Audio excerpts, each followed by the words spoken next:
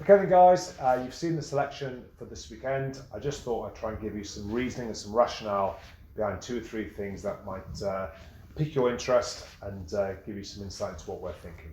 The first thing would be based around the Type 5 selection. Unfortunately, we've got a couple of guys out injured, and Joe Gray, Atuka, unfortunately misses out due to a personal circumstance, and so he's not available for selection this weekend. Will Collier picked up an injury and is not available, so Simon Carrick will start. In the second row, Matt Simmons has been carrying a bit of a knock, and the way that Matt plays, of course, he gives everything every time he plays, and we put him at further risk of injury if we didn't rest him this weekend. We were hopeful that Stefan Luis would be fit, but unfortunately he's not quite ready yet. So Glenn Young continues a partnership with Big Tex.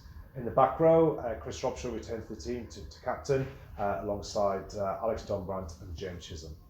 In the backs, we see the return of a fit centre in Tom Penny, who will play 13 alongside obviously the very powerful and destructive Paul Aziki, and allows Caden Murley to resume his position on the wing, forming a very dangerous back three alongside Aaron and alongside Gabs.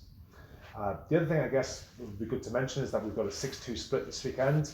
The reason being, I guess, is that we don't have many fit backs.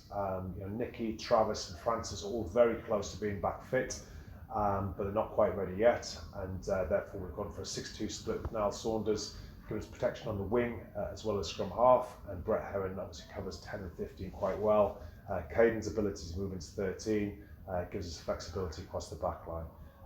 We also feel that probably with the weather, with the end of Storm Dennis, and prior to that Storm Kiara, that the pitch at the Rec will probably be very heavy. Toby Booth still lives down in Bath and can probably say the same. So we're anticipating a tough forward battle against a very physical, powerful Bath team. Strong kicking threats in Priestland and or Burns, and we want to make sure that we've got enough options on the bench to cover that. So that's why we went for 6-2, and we're very much looking forward to the game tomorrow. I suppose whilst I've got you here in front of me, it probably amiss of me not to talk about last weekend a little bit. I think the scoreline probably suggests something different to what the game was. It was very close, 17-10.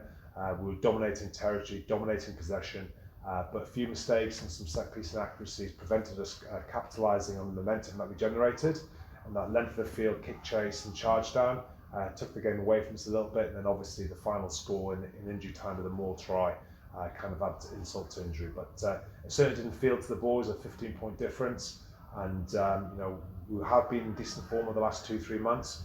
We need to regenerate the momentum that we've had. We've trained very well this week, and we're looking forward to the chance that Bath presents, and we hope that you travel down your drive to support the team. Thanks again.